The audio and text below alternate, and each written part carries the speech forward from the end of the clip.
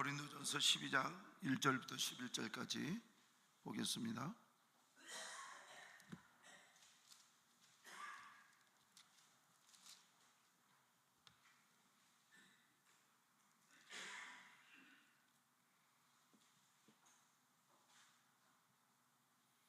고린도전서 12장 1절부터 11절.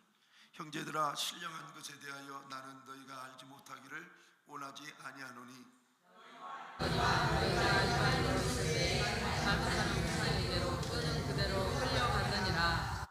그러므로 내가 너희에게 알리노니 하나님의 영으로 말하는 자는 누구든지 예수를 저주할 자라 하지 아니하고 또 성령으로 아니하고는 누구든지 예수를 주시나 할 수 없느니라. 은사는 여러 가지나 성령은 같고 직분은 여러 가지나 주는 같으며 또 사역은 여러 가지나 모든 것을 모든 사람 가운데서 이루시는 하나님이 각 사람에게 성령을 나타내심은 유익하게 하려 하심이라.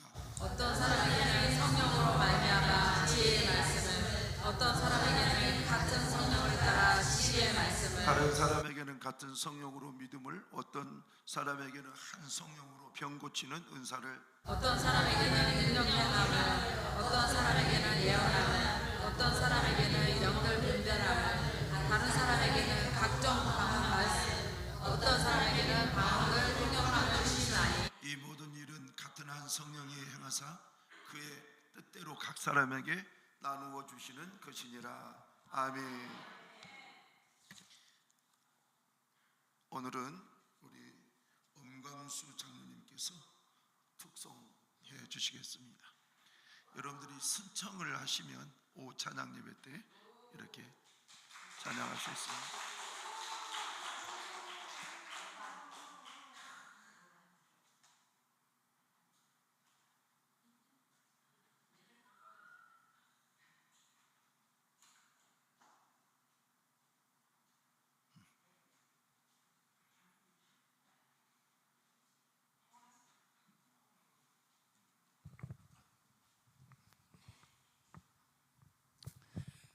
먼저 이런 시간을 주신 하나님께와 목사님께 또한 당의 여러 성도님에게 감사를 드립니다.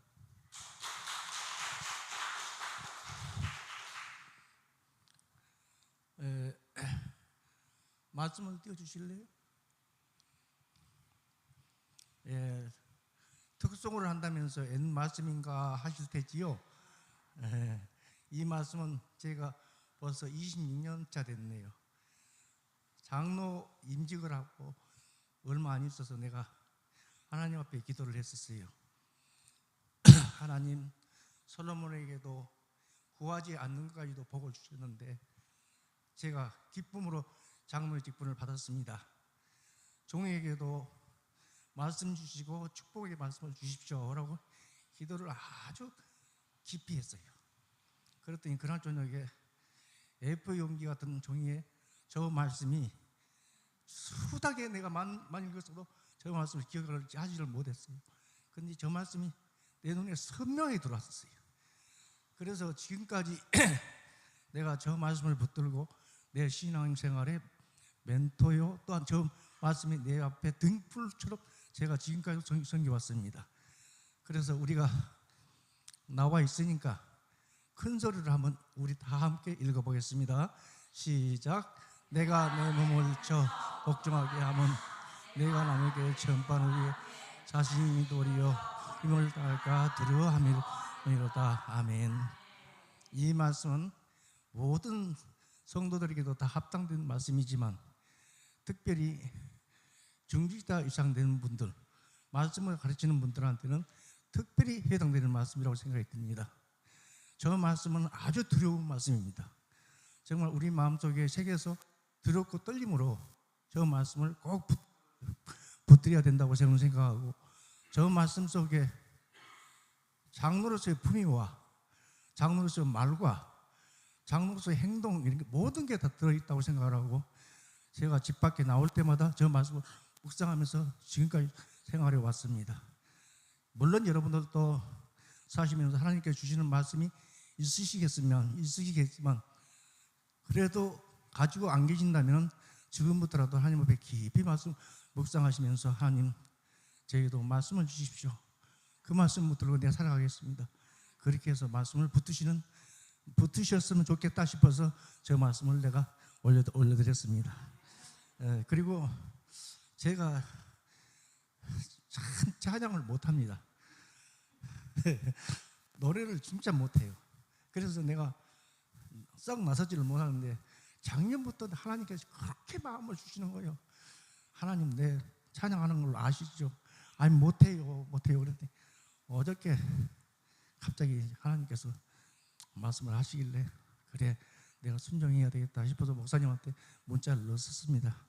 이 찬송도 제가 아버지 직분을 받아서 생활할 때에서 너무 어려운 형편에 놓여 있을 때 교회에 가서 교회 형편을 놓고 기도할 때 기도도 안 나오고 찬송만 한 50곡 하고는 눈물 콧물 다 뿌리고 집에 돌아오는 길에 저 성경 지금 오늘 불러드린 찬송가 그 후렴 부분이 저는 생각지도 못한 성경 찬송가였는데 그 후렴 부분이 계속 생각이 나는 거예요. 그래서 집에 와서 이 찬송이 뭔가 그렇게 봤더니 찬송가 249장 주 사랑하는 자 이 찬송이 계속 그래서 지금까지도 제가 이 찬송을 계속 읊조리면서 제 신앙의 밑거름이 되고 또 내가 조금 마음이 저주할 때 이 찬송을 늘 부르면서 힘을 얻습니다. 그래서 이 찬송은 하나님을 믿으시면서 조금 실망했거나 또 낙담하시는 분, 또 저처럼 질병으로 인해서 우울한 속으로 아파하시는 분들, 그리고 특별히 우리 민창기 집사님과 함춘자 집사님께 드리고 싶고 또 특별히 우리 불쌍한 사모님과 우리 두 분 장모님에게 이 찬송을 드리고 싶습니다. 그리고 이 찬송을 후렴 부분은 찬송가를 피시셔야 되겠네. 내가 띄워달라고 했는데 안 띄워주네. 후렴 부분만 제가 앞부분하고 후렴 부분만 같이 하셨으면 좋겠습니다. 이 찬송 후렴 부분은 천국에 올라가는 부분에 표현되는 그런 말씀이고 온 그 가사 내용은 천국의 하나님과 같이 생활하는 그 표현을 하신 것 같아요. 그래서 이 찬송은 이 찬송은 어느 교회에서도 나 부르는 걸 못 봤어요. 그랬는데 이 찬송이 하나님께서 저한테 주셔서 지금까지 이 찬송을 내가 붙들고 내 마음이 괴롭거나 힘들 때 이 찬송으로 유한을 받습니다. 제가 노래는 참 못합니다. 가사에 꼭 은혜 받으시기 바랍니다. 저는 못합니다. 그러나 가사에 꼭 은혜 받으시고 이 가사를 곰곰이 생각해 보십시오. 진짜 좋은 찬송이에요. 찬송이 어떤 찬송이 뭐 나쁜 찬송이 없겠지만은 이 찬송은 정말로 부드러운 찬송이고 정말로 우리가 아로새게 되어야 할 그런 찬송이라고 생각합니다. 불러드리겠습니다. 주 사랑하는 자 다 찬송할 때에 그 보좌 앞에 둘러서 그 보좌 앞에 둘러서 큰 영광 돌리세 큰 영광 돌리세 저 밝고 오묘한 시온성 향하여 가세 내 주의 찬란한 성례에 찬송하며 올라가세 주 믿지 않는 자 다 찬송 못하나 하나님 자녀 된 자들 하나님 자녀 된 자들 그 기쁨 전하세 그 기쁨 전하세 저 밝고 또 묘한 시온성 가세 하늘의 중정에서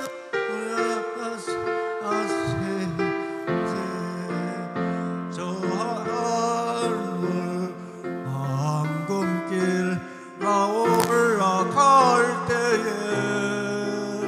시원정 언덕 위에서 시원정 언덕 위에서 수많은 천자들 날 인도하리라.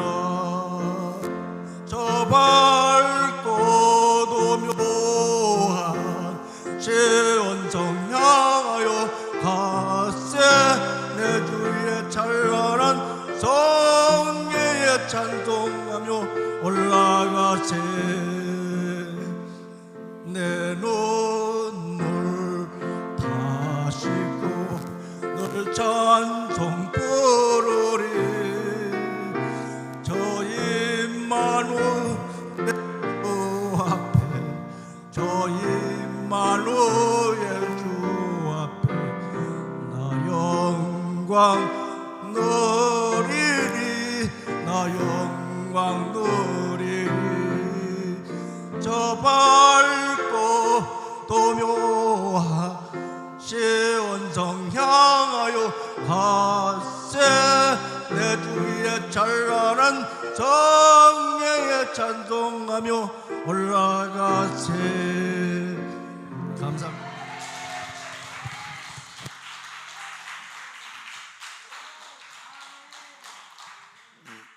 노래는 진짜 못했어요.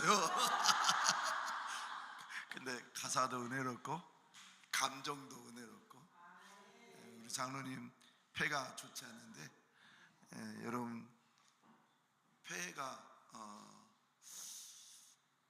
지금 예전에 아팠던 그것보다 뭐 좋아지지도 않고 뭐 의사는 똑같다 그렇다는데, 우리 장로님 폐를 위해서 여러분들이 1분만 이 시간에 기도해 주셨으면 좋겠어요. 이 시간에도 장로님이 이렇게 조금 더 호흡을 내야 되는데 내질 못하고 그냥 한 것은 다 폐 때문에 그렇거든요. 우리 장로님 평생 오늘 이 찬양을 잘 하실 수 있도록 하나님 앞에 폐를 좀 만들어 달라고 우리 한번 1분만 한번 기도하겠습니다. 주여 한번 부르고 기도합시다. 주여! 아버지 하나님 감사합니다. 우리 장로님에게 은혜를 내려주시고 역사해 주셔서 우리 주님 예수 그리스도 안에서 우리 아버지 하나님 장로님의 폐가 양쪽 폐가 예수 보혈의 피가 들어가게 해주시고 성령의 능력이 들어가게 하여 주시고 치유하는 능력이 들어가게 하여 주셔서 아버지 하나님께서 도와주시는 놀라운 은혜를 아버지 하나님 우리 장로님이 누리게 하여 주옵소서. 아버지 하나님 아버지 하나님 우리 장로님의 양패를 만져주옵소서. 양패를 만져주옵소서. 양패를 만져주옵소서. 양패를 만져주시옵소서.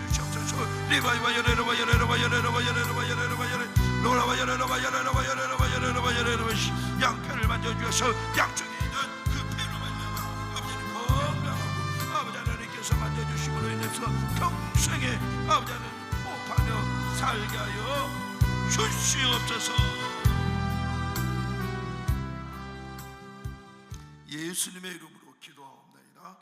아멘. 감사합니다.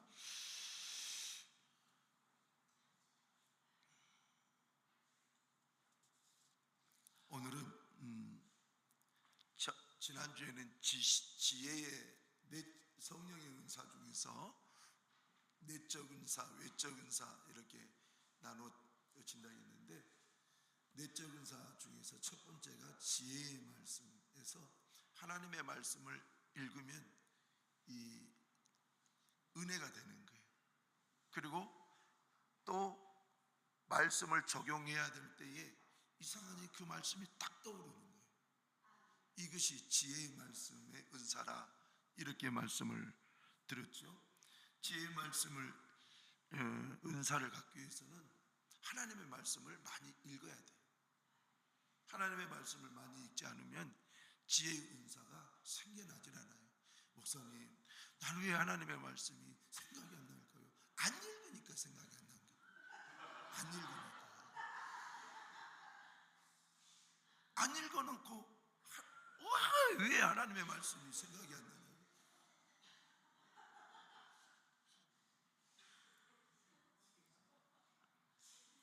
저도 말해놓고 좀 그러네요. 안 읽으면은 하나님의 말씀이 떠오를 수가 없어요. 그래서 지혜의 은사를 소망하신 분들은 하나님의 말씀을 많이 읽으시기를 바랍니다. 하나님의 말씀을 읽으면 이상하니 어떤 일이 있을 때 하나님 주의 말씀을 주세요. 그러면 말씀이 탁 생각나는 거예요. 그것이 이제 지혜의 말씀의 은사라 그랬습니다. 우리 주님은 모든 것을 가르치시고 모든 것을 생각나게 하시리라 그랬어요. 이 말은 예수님의 제자들이 성경을 쓸 때 마태는 마태복음의 시각을 통해서, 누가는 누가의 시각, 그리고 마가는 마가의 시각, 요한은 요한의 시각을 가지고 이렇게 글을 쓰는데, 하나님의 말씀이 그때 예수님께서 살아생전에 하셨던 말씀이 새록새록 생각나는 거예요. 그래서 이렇게 쓰기 시작했어요. 그래서 마가복음이 기초가 됐어요. 마가복음이. 그래서 마가복음을 원복음, 으뜸원자, 근원원자 해가지고 원복음 이렇게 해요. 그 마가복음을 기준으로 해서 마태, 누가 복음이 이렇게 쓰여지고, 그것이 이제 쓰여진 이후에 요한복음은 굉장히 신학적이에요.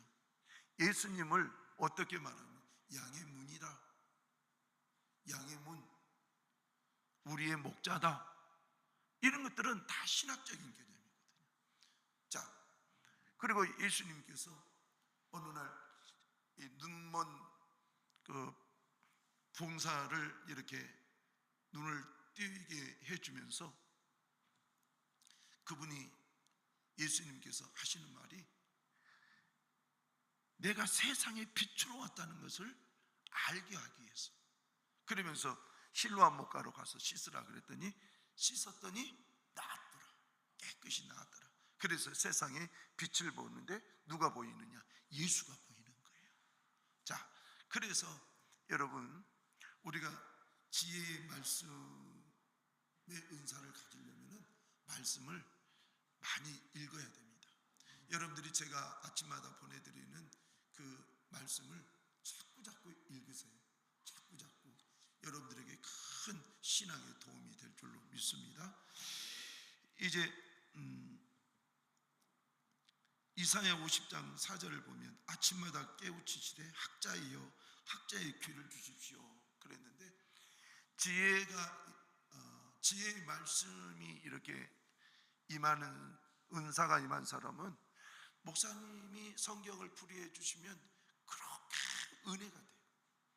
신기합니다. 목사님이 말씀을 이렇게 해석을 해서 말씀해 주면 그렇구나, 막 감탄이 나오고, 그렇구나.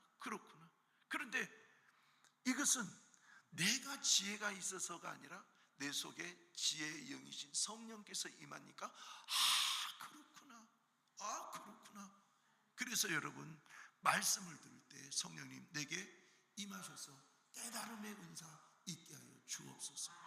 깨달음의 은사. 자, 오늘은 지식의 말씀의 은사에 대해서 말씀을 드리려고 합니다. 지식의 말씀의 은사는 성경을 해석할 능력이에요. 해석할 능력.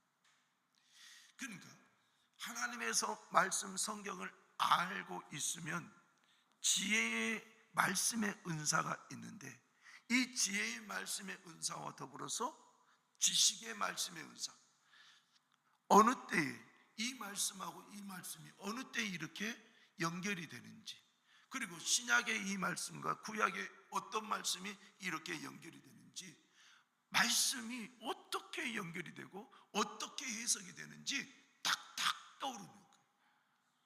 그래서 지식의 말씀의 은사가 있는 사람은 신구약을 읽으면 세상에, 구약에 이런 말씀이 있던데 신약에 이렇게 이루어졌네? 세상에, 막 머리가 핑핑 막 돌아가는 거죠.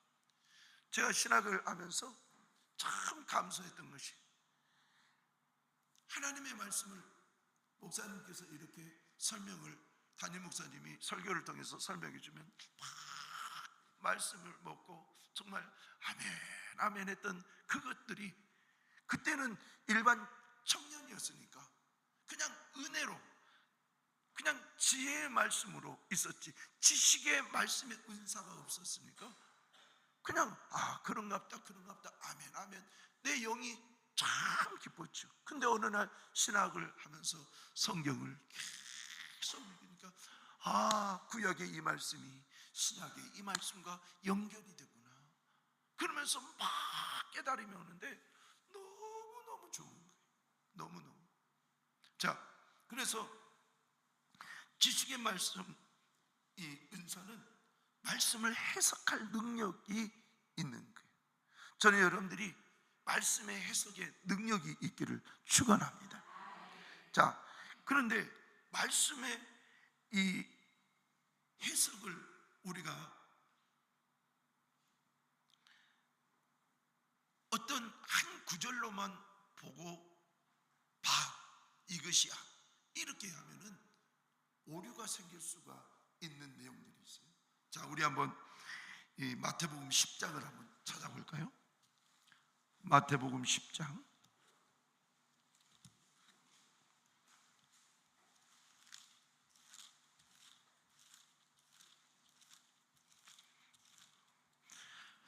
마태복음 10장 34절에서 37절까지 우리 한번 보겠습니다.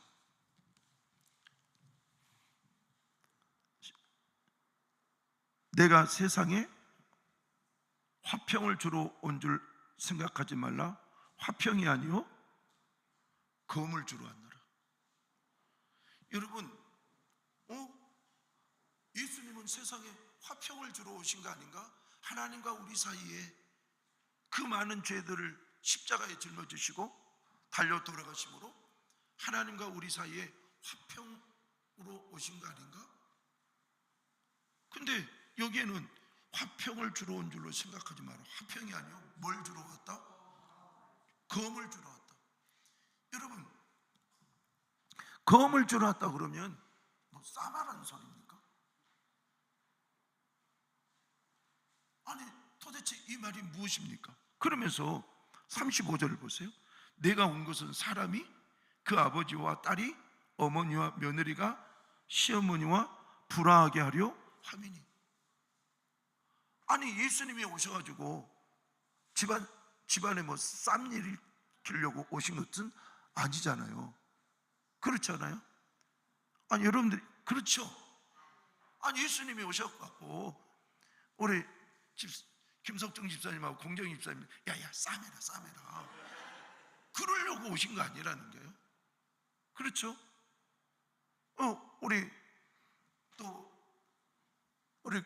서영숙 권사님이 시어머니 소천 나셨죠. 예. 근데 여기서 보면 시어머니 아직도 살아계신 분. 예. 우리 이제 공순이 집사님, 공순이 권사님 시어머니하고 야야 시어머니하고 막 싸매라 예수님이 그러려고 오셨느냐? 아니라는 거예요. 그러니까 이 성경만 보면 잘못돼요. 그래서 이단이 이 성경을 잘 사용해요. 야, 너 집에서 나와야지. 신앙을 위해서 나와야지. 신앙을 위해서 나와야 돼. 봐라, 내가 온 것은 그 사람이 그 아버지와 딸이 어머니와 며느리가 시어머니와 불화하게 하려 하며. 야, 네가 있으면 불화가 생겨. 나와야지. 이단들은 이걸 그렇게 사용한다니까요. 근데 여러분, 그 밑에 한번 보세요. 36절 시작. 사람의 원수가 자기 집안 식구리라. 오메, 봐라, 이 말씀 보니까 집안 식구가 뭐라고 그랬냐? 성경에 원수라고 그랬다. 그러니까 네 아버지가 원수고 네 어머니가 원수니까 너 나와야지. 그래야지 네 영혼이 살고 네 가족이 사는 거야. 이단은 그렇게 가르친다. 근데 여러분, 놀라운 것은 사도행전 16장을 보세요. 사도행전 16장. 여기 가정에 대해서 이렇게 얘기를 했죠. 사도행전 16장 31절 말씀은 뭐라고 얘기하는 가정에 대해서.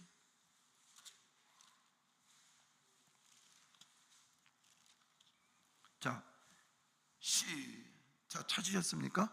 사도행전 16장 31절 시작. 이르되 주 예수를 믿으라. 그리하면 너와 내 집이 구원을 받으리라 하고. 너와 내 집이 구원을 받으리라. 그러면 이 말씀하고 여기에 마태복음에 있는 말씀하고 대치가 이루어지잖아요. 대치가. 이것은 뭐냐면은 성령이 오시면 영적인 부분에서 많은 차이가 생겨요. 여러분, 예수를 믿지 않는 사람들이 부부가, 자, 저를 한번 보세요. 부부가 이렇게 딱 사는데 예수를 믿는 사람들은 성령의 영이 임해서 사는 것이고, 예수를 믿지 아니하는 사람들은 악한 영이 그에게 사는 거예요. 그러면 성령과 악한 영이 그 사람 속에 있는 거예요. 그러나 육으로는 우리가 서로 사랑하고 정신적으로 우리는 서로 사랑해서 부부가 됐어요. 그러면 하나님께서 창세기를 통해서 아담과 하와를 만드셨잖아요. 서로 의견이 서로 달라도, 정신이 달라도 그들이 서로 사랑하게 하고 그의 후손들이 서로 사랑하게 해서 가정을 이루게 했어요. 그런데 영이 다르다고 너희들 함께 살 수 없어. 이혼해야 돼. 가정 파괴해야 돼. 네 아버지 교회 다니지? 너는 이 이만희 교주를 믿지? 영이 달라. 그러니까 아버지를 네 집안의 원수야. 나가. 너 나와야 돼. 이런 식으로 하면 안 되는 거예요. 그래서 하나님은 철저하게 가정을 세우시기를 원하신다. 여러분들이 이 부분을 정확하게 이해를 할 줄 알아요. 집안 식구가 원수라고 하겠어. 아이고, 내 마음에 안 들면. 그러니까 이 교회를 부부가 이렇게 다닌 사람이 이 성경 말씀을 읽고 잘못해서, 야, 집안 원수가 있다고 그러더니, 집안에 원수가 있다고 그러더니, 식구가 집안에 원수라 하더니 당신을 두고 하는 말이야. 교회를 다니는 남편에게 내 마음에 안 든다고 당신이 집안의 원수라고 이렇게 얘기하면 안 되는 거예요. 또 반대로 남자가 부인이 내 마음에 안 들게 하니까 집안에 원수가 있다고 하더니 네가 원수네, 이렇게 얘기하면 안 된다는 거예요. 여러분, 하나님의 말씀을 적용할 때 내 감정적으로 적용을 하면 안 되는 거예요. 그래서 영적인 부분에서의 문제를 지금 지적을 하고 있는 것이지 정신적이고 육체적인 개념이 아니라는 거예요. 그럼 만일에 이걸 영적인 개념으로 얘기한다면 기독교는 가정을 깨는 집단이 되어버리는 거예요. 그렇죠? 그래서 이단이 잘못 적용하는 이 부분을 정통교단 목사님들이 막 이렇게 바로 이렇게 해석을 해줍니다. 여러분, 신천지 그리고 하나님의 교회 그리고 또 여호와의 증인 말고 JMS, 정명석이, 이런 집단들은 이 성경 구절을 유난히 많이 사용해요. 그래서 집안에서 의를 끊고, 부모와 자식의 의를 끊고, 부부와 부부의 의를 끊고 자기 집단으로 나오게끔. 그러니까 이단은 가정을 살리는 것이 아니라 가정을 죽이는 것이 이단이에요. 여러분들이 딱 보면은 딱 답이 나와요. 여러분, 신천지 이만희 한 10여 년 전에 얼마나 난리가 났습니까? 전국적으로. 유튜브에 하나 나온 것이 있는데 이만희가 하얀 헬리콥터 타고 다닙니다. 하얀 옷에다가 하얀 백구두에다가 헬리콥터 타고 다녀요. 거짓말로 모은 그 돈, 헌금으로 자기 뱃속만 채우는 거예요. 여러분이 신천지에서 여러분 아시잖아요. 돈을 채워 넣어야지만이 이 등급이 올라간다고. 그래서 정말 정말 젊은이들이 자기 원래의 직장을 포기하고 원래의 그 과를 포기하고 돈 벌러 이렇게 다니고 거짓말로 하고 자기 친한 친구들에게 거짓말해서 이 신천지로 끌어들여가고 자기도 멸망당하는 영혼, 그도 멸망당하는 영혼이 되게, 이런 일들이. 근데 하나님은 성경을 통해서 가정을 살리는 분이라는 거예요. 여러분들이 예수 제대로 믿으면 가정을 살리는 거예요. 가정을 살리는 분이 꼭 되기를 바랍니다. 그래서 오늘 이런 부분에 대해서 한 구절만 가지고, 그래서 이단들은 꼭 한 구절 갖고 꼭 깊이 파고 들어가서 이 거짓말로 성도들의 마음을 이 혼미하게 만드는 거예요. 그래서 여러분들이 이런 부분에 대해서 좀 잘 이해했으면 좋겠고요. 자, 우리 마태복음 10장을 다시 한번 펴봅시다. 마태복음 10장.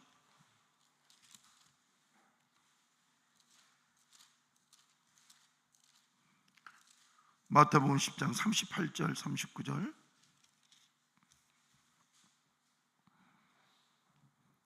자, 38절 39절 시작.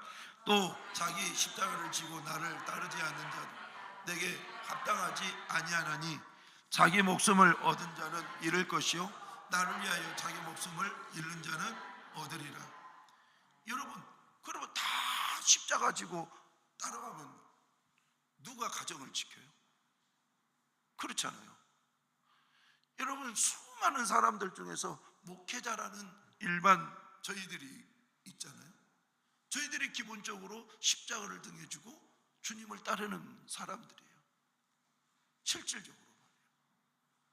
여러분, 제일 십자가가 뭔지 아세요? 돈이에요, 돈. 저도 전작과 나왔다니까요. 그래서 기본적인 평안한 삶을 얼마든지 물질적으로도 살 수 있는 기반이 다 이루어졌는데 신학을 했어요. 제가 전도사 때 20만 원을 받는데 고등학교 졸업을 하고 내가 가르치는 교회학교 이 청년이, 고등학교 나온 청년이 전작과, 걔도 전작과예요. 나는 대학의 전작과를 나오고. 근데 그 녀석이 얼마를 받았냐? 120을 받더라고요. 120을. 나는 20만 원 받는데. 여러분, 그때 오는 이 머리에서 오는 괴리감은요, 이 쇼크는 상당히 크거든요. 제 친구는 공부를 서로 1등, 2등 한 친구는 지금, 하나 친구는 지금 대전 유성구의 구청장이에요.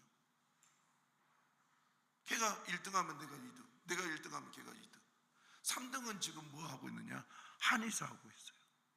그리고 거의 밑에서 꼴등 몇 등 했던, 뒤에서 1, 2, 3등 했던 내 친구는 건설에서 사장님이에요. 그러니까 우리가 세상적으로, 물질적으로 이렇게 본다면은 참 안타깝죠. 그 무거운 십자가를 짊어지고 평생 가는 거예요. 여러분, 그런 내용들을 여러분들 아십니까? 그리고 또 교회라는 이 공동체라는 이것이 참 은혜도 많고 탈도 많은 것이 또 교회 아닙니까? 그래서 이런 데에서 목회를 한다는 이 자체가 상당히 쉬운 일은 아니라는 거예요. 그런데 모두 다 목사가 될 수는 없잖아요. 여러분들한테 목사라면 하실 겁니까?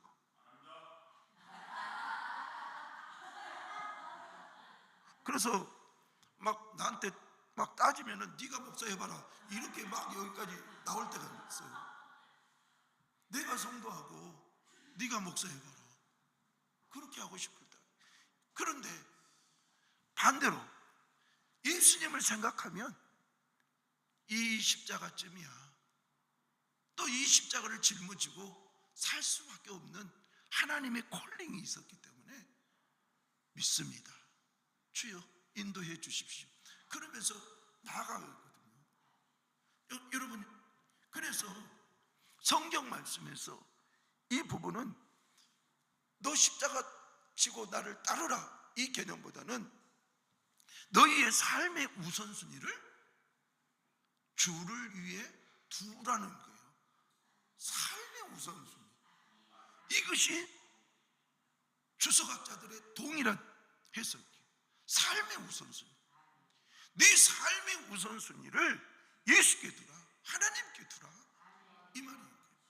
여러분, 여러분들이 인생에 이제 이렇게 살다가 한번 떠나봐요. 이 세상 다 죽음 앞에 있어요. 내가 그래도 주를 위해서 살았다고 해도 내가 주를 위해서 얼마나 살았는가, 이것이 후회가 되는데, 주를 위해서 사는 흔적이 너무 없는 사람은 하나님 앞에 나갈 때에 제가 어느 날 창피하다는 말을 들었어요. 그분이 내가 하나님 예수 믿는다는 이유로 나를 천국으로 인도하신다는 주님의 말씀, 이렇게 성경 말씀 쭉 들려주니까 창피해서도 못 가겠어요. 창피해서 한 것이 없습니다. 여러분, 이 말을 하는 그분 양심이 있는 거죠. 그러나 천국은 양심으로 가는 것이 아니라 하나님의 은혜로 간 줄로 믿습니다.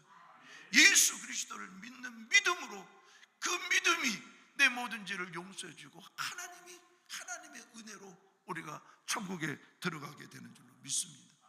그래서 정통교단의 정통 신학을 전공하고 해석할 줄 아는 목사를 여러분들이 마지막 때에 만나는 것도 여러분들은 복이라는 거예요.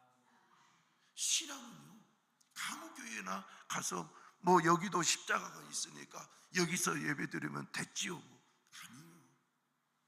하나님의 말씀을 잘못 전하고 있는 그 강단이 그건 아니잖아요.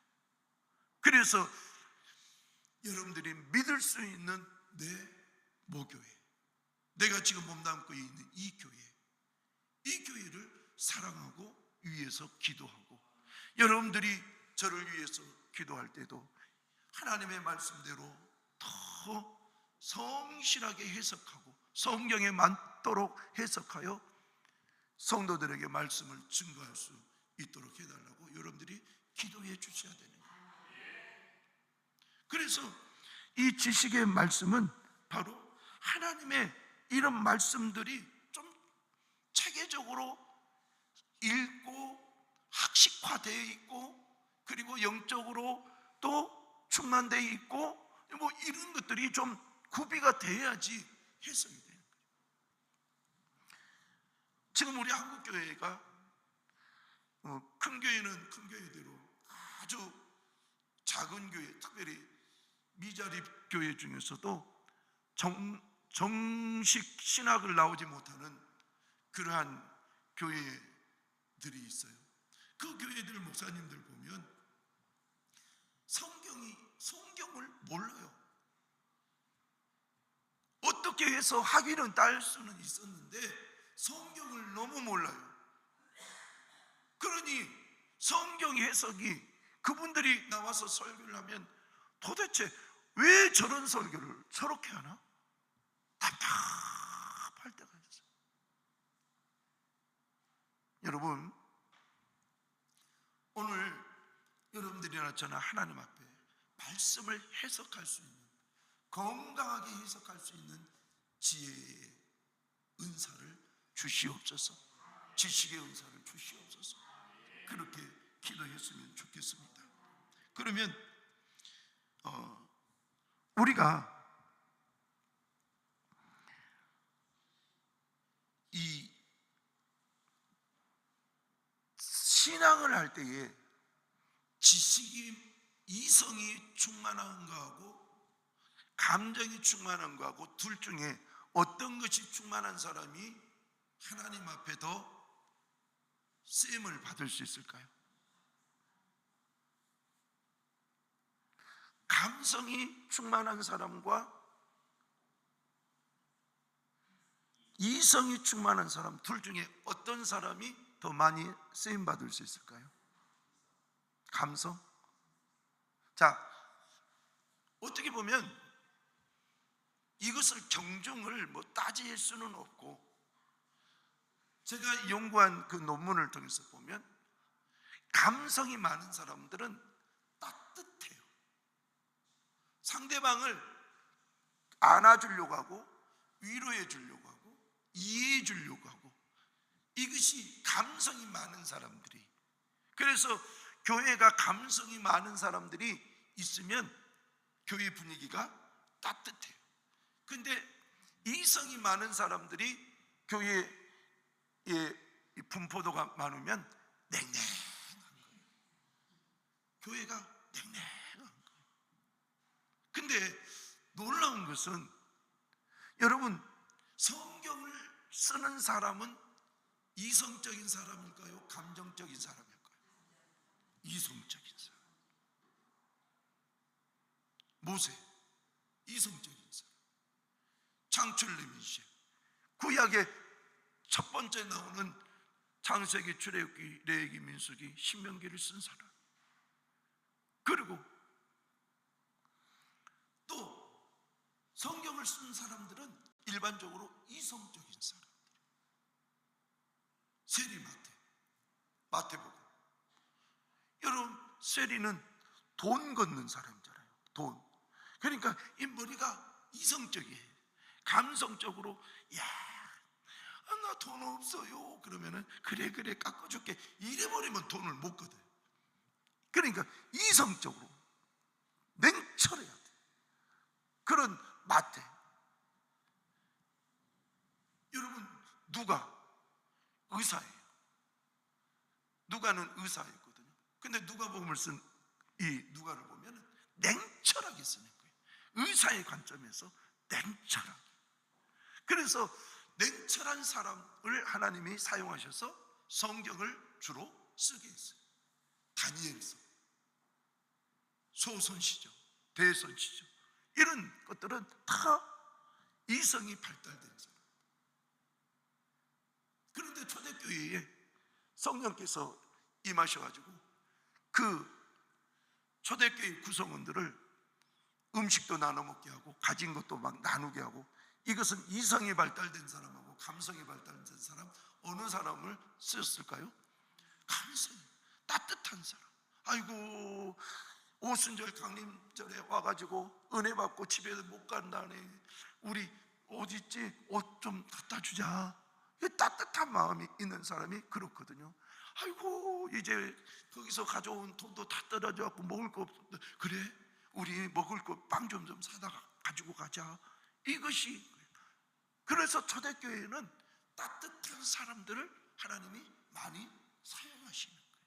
그러니까 초대교회가 나눔이 잘 된 거예요. 여러분, 이성적인 사람들은, 자, 뭘 나눠? 우리 더치페이. 자, 더치페이. 돈 가져. 이렇게 하는 거예요. 없으면 그냥 먹지 말고 있는 사람만 먹고. 여러분, 이것이라니까요. 그런데 감성적인 사람들은, 아이고, 저 은혜 받으러 왔는데 우리가 그냥 보내면 안 돼. 먹여서 보내야지. 그러면서 자기가 돈을 투자하고 땀을 흘려서 밥을 하고 그렇게 해서 먹여서 보내는 거예요. 이것이 우리나라의 60년대, 70년대, 80년대까지 그것이 교회에 잘 이루어졌잖아요. 그러니까 교회가 사랑이 많은 교회 이랬던 거예요. 근데 어느 날부터 교회가 이제 경제가 발전되고, 그리고 사회 교육이 활성화되면서 이성적이 되는 거예요. 아이고, 그렇게 할 필요 없어. 그 사람의 인생은 그 사람의 인생이야. 옛날에는 막 안타까워서 그랬는데 그 사람의 인생은 그 사람의 인생이라고 이제는 내버려두는 거예요. 그래서 교회가 지금 냉랭한 거예요. 그런 부분에서. 옛날 같으면 어디 그래요? 그렇지 않지요. 그래서 여러분, 우리가 감성과 이성이 잘 어우러질 수 있다면 얼마나 좋겠어요. 그러나 여러분들이 감성적으로도 뛰어나고 이성적으로도 뛰어난 그런 신앙이 된다면 여러분들은 정말 멋지게 하나님 앞에 쓰임받을 수 있으리라 믿습니다. 자, 이제 마지막으로 여러분, 이성적인 사람의 대충 어떤 사람이냐? 사도 바울, 모세, 다니엘, 에레미야 이런 사람들이라고 한다면 행동의 사람은 또 누구일까요? 행동파. 신약에서는 행동파 베드로, 구약에서는 누굴까요? 행동파 선지자 중에서 모세도 뭐 행동파지만 오늘 여기서 지금 성경을 썼다는 이유로 이 지식 이성적인 사람으로 분류되어 있으니까 누굴까요? 행동파. 하나님 바알 아세라 선지자 믿고 있는 450명 850명 저들과 싸움을 해야 되겠습니다. 하늘에서 불을 내려주옵소서. 행동. 누구? 엘리야.